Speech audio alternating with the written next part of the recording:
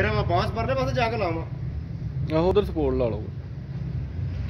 आहो इधर तो बंदा साम सूम लेंदा ना तो फिर उधरों बंदा को सांदा भी नहीं जाता। अब वो करा बहुत तरह के नहीं सही लगा यार तो यार भी चाहिए वाला तो आया अब तो पता नहीं क्या कह रहा है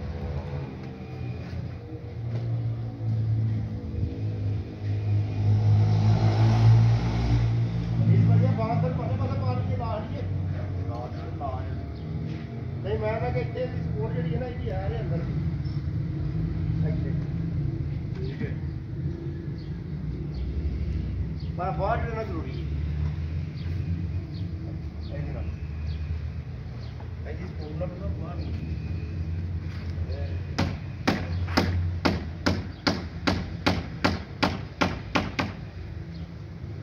ये बाहर दो काम हो गया डाउन स्कूल बच्चे होगा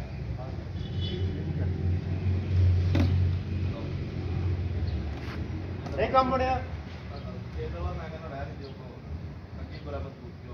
परले पासे बनो फिर करना नहीं परले पासे कह दो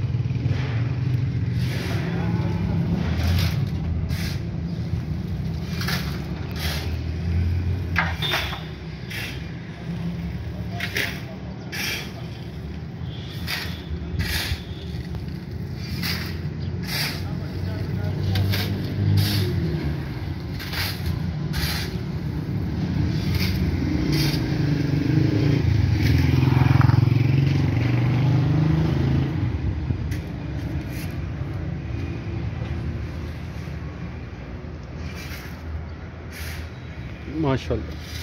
फिर चैनल सबसक्राइब करो ताकि तुहाडे तक साड़ियाँ वीडियो पहुँच सकन।